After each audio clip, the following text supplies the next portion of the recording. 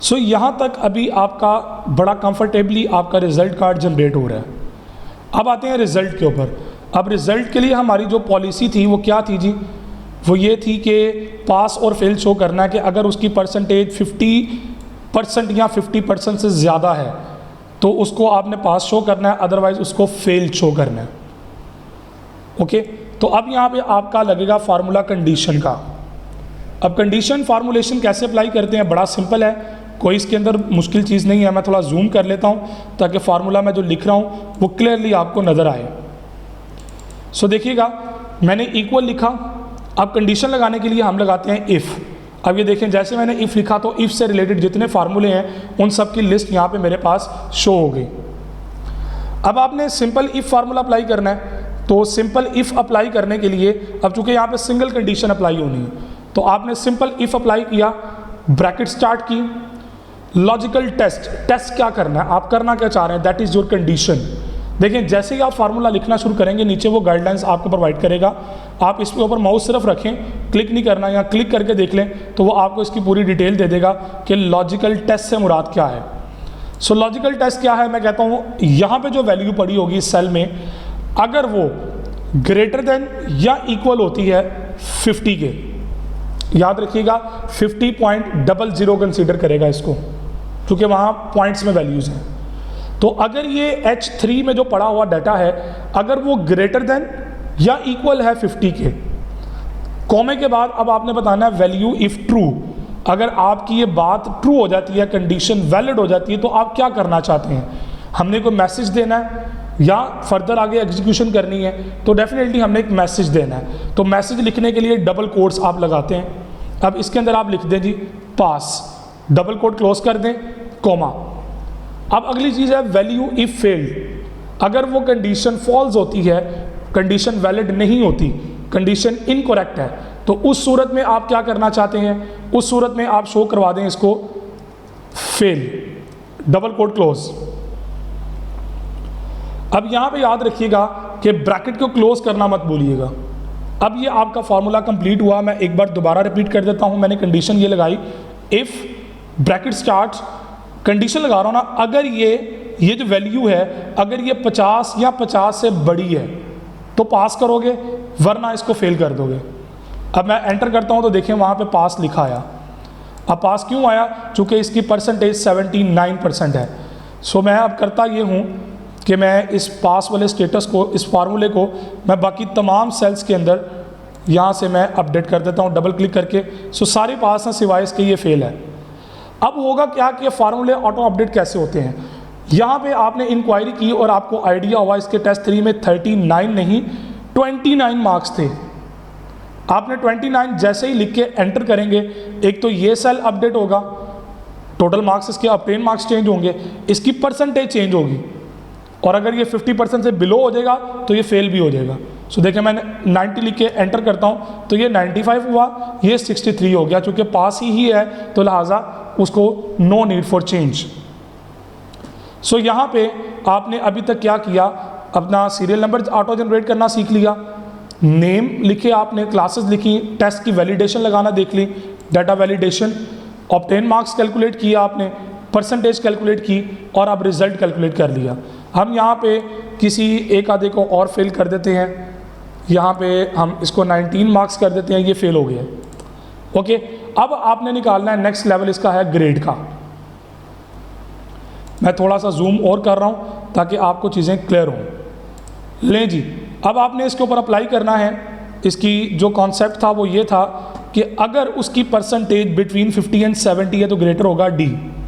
अच्छा, ये चीज़ करने के, अप्लाई करने के कई तरीके हैं। सो सबसे पहला तरीका मैं आपको बताता हूँ वो क्या है कि आपके पास ग्रेड कितने हैं पहले वो देखें। ए, बी, सी, डी और एफ, 5 ग्रेड है। अगर आप ए की तरफ फोकस करें तो वो 90 से ग्रेटर के ऊपर ए होता है, 90 से ऊपर ग्रेड है ए। तो मैं यहाँ पे इक्वल लिख के कंडीशन लगाता हूँ, if this percentage greater than और इक्वल टू 90। अगर वो 90 के इक्विवेलेंट या 90 से ग्रेटर है तो यहाँ पे जो इसका ग्रेड आना है वो ए ग्रेड होगा।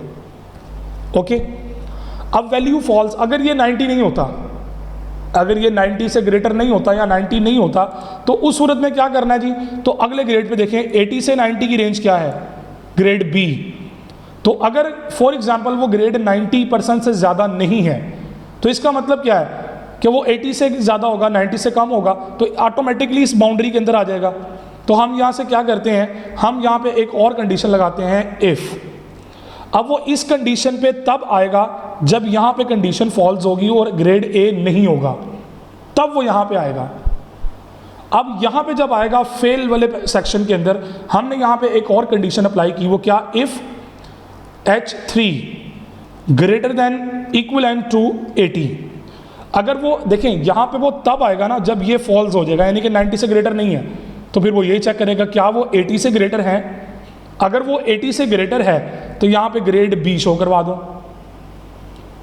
अगर वो ग्रेटर 80 से भी ग्रेटर नहीं है, 80 से कम है, तो अगला स्केल क्या है, अगर वो 70 और 80 के बिटवीन होता है तो ग्रेड सी है।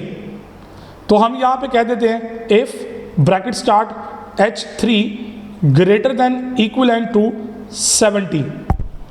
अगर वो 70 के इक्विवेलेंट या ग्रेटर है तो क्या करो, फिर तुम ग्रेड यहाँ पे सी शो कर दो।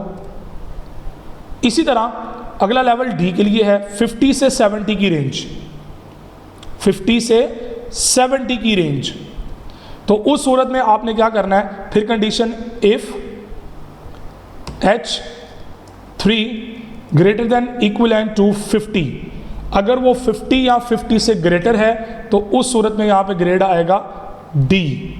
अब आखिरी हिस्सा रह गया वैल्यू इफ फेल्स। देखें ग्रेड ए भी आ गया, ग्रेड बी भी आ गया, सी भी आ गया, डी भी आ गया, अब एफ ग्रेड रह गया। इसका मतलब क्या है, सबसे पहले वो चेक करेगा क्या वो 90 से ग्रेटर है या 90 के इक्विवेलेंट है, नहीं है, देखें 79 यहाँ पे नहीं है, तो वो अगले लेवल पे कंडीशन पे चला जाएगा, इस ए को नहीं देखेगा चूँकि कंडीशन फॉल्स हुई है और वो फॉल्स आने वाले पोर्शन पे आएगा। यहाँ पे भी कंडीशन वैलिड नहीं हुई तो वो यहाँ पे चला जाएगा, ये भी कंडीशन वैलिड नहीं हुई तो वो यहाँ पे आएगा। अब ये भी कंडीशन अगर वैलिड नहीं हुई तो आखिरी हमारा एक ही ग्रेड बचता है, तो मैं उसको बगैर कंडीशन के लिख देता हूँ। यानी कि इसका मतलब क्या है, वो एफ पे तब आएगा जब कोई भी कंडीशन ट्रू नहीं हुई। अब यहाँ पे आपका फॉर्मूला कंप्लीट हो गया, जितनी ब्रैकेट्स आपने लगाई हैं वो ब्रैकेट्स बंद करना आपके लिए ज़रूरी है, अदरवाइज वो एरर यहाँ पे जनरेट कर देगा। सो सबसे पहले आपकी कौन सी ब्रैकेट क्लोज होगी, देखिए मैं ब्रैकेट क्लोज करता हूँ तो देखें ग्रीन कलर की सबसे पहले आखिरी वाली ब्रैकेट क्लोज हुई, उसके बाद ये पर्पल कलर की ब्रैकेट क्लोज हुई, उसके बाद ये रेड कलर की क्लोज हुई और उसके बाद ये ब्लैक कलर की क्लोज हुई। अब ये सारी ब्रैकेट क्लोज हो गई, आप एंटर प्रेस कर दे तो देखें इसका क्या ग्रेड है, सी ग्रेड। अब मैं ये ग्रेड सारी कॉपी करता हूँ आगे, इसको पहले सेंटर अलाइनमेंट कर लेते हैं। यहाँ से आप इसको डबल क्लिक करेंगे तो ये सारा नीचे ले आएगा, आपको सारे ग्रेड उसने निकाल दिए, डी डी डी, ज़्यादातर लोगों के डी हैं। यहाँ से मैं इसको ग्रेड अपग्रेड करता हूँ 49, तो देखें ग्रेड भी अपडेट हुआ, स्टेटस भी अपडेट हुआ। ये फेल था, इंक्वायरी हुई तो पता लगा जनाब ये 39 मार्क्स थे, पास हो गया, पता लगा जनाब ये 47 थे, ओके, तो ग्रेड देखें उसका बी हो गया। अब इसको ए करना है अगर, तो मैं इसको 49 करता हूँ, देखें ग्रेड ए आ गया, यहाँ पे ग्रेड उसका ए हो चुका है। सो इसी तरह आप डिफरेंट ग्रेड्स की स्ट्रेटजीज जो है वो अप्लाई कर सकते हैं। The next one, last feature है हमारा इसका जी, असाइनमेंट का लास्ट टास्क है, वो क्या है कि calculate the position of each student using rank function. आपने रैंकिंग के जरिए इनकी पोजीशंस को कैलकुलेट करना है। तो पोजीशन से पहले देख लेते हैं किसी की सेम तो नहीं है, परसेंटेज किसी की भी सेम नहीं है, ओके। अब आते हैं पोजीशन वाले सेक्शन पे, फार्मूला अप्लाई करना है। सो क्या लिखेंगे, सबसे पहले आपने लिखना है इक्वल। मैं इसको जूम आउट करता हूँ चूँकि मुझे इसके जूम की ज़रूरत नहीं होगी, यहाँ पे मुझे इस पूरी टेबल की ज़रूरत पड़ेगी। सो मैं थोड़ा सा जूम कर लेता हूँ, चलें। सो सबसे पहले लिखना है आपने इक्वल के बाद रैंक। जैसे ही रैंक लिखा, नीचे रैंक के फार्मूलेशंस आ गई, आप ब्रैकेट स्टार्ट करते हैं। सबसे पहले वो पूछता है नंबर, किसका रैंक देखना चाह रहे हैं आप, रैंक किसका देखना चाह रहे हैं। तो मैंने कहा जनाबे वाला इसका रैंक दिखाओ मुझे, कॉमा, रेफरेंस कहाँ से रैंक चेक करने हैं, किस लिस्ट में से रैंक लेके आना है। तो आपने ये सेल सेलेक्ट करने हैं सारे यहाँ तक। ये मैंने कैसे किया, शिफ्ट यहाँ क्लिक किया, शिफ्ट दबा के रखा, आखिरी सेल पे आके शिफ्ट दबाया और इस सेल पे क्लिक कर दिया, तो ये सारी रेंज सेलेक्ट हो गई। अब ये सारी रेंज सेलेक्ट हो गई, कॉमा ऑर्डर, असेंडिंग ऑर्डर में चाह रहे हैं या डिसेंडिंग ऑर्डर में चाह रहे हैं। सो मैं कहता हूँ असेंडिंग ऑर्डर में दिखाओ, ब्रैकेट क्लोज, एंटर करता हूँ तो देखिए 8th पोजीशन है इसकी, क्योंकि ये 0 से ऊपर की तरफ जाएगा। सो अगर आप डिसेंडिंग करना चाह रहे हैं F2 प्रेस करें, यहाँ पे आप इसको 0 लिख दें, एंटर करें तो देखें 3rd पोजीशन है इसकी। अच्छा, रैंक फार्मूले को यूज़ करते वक्त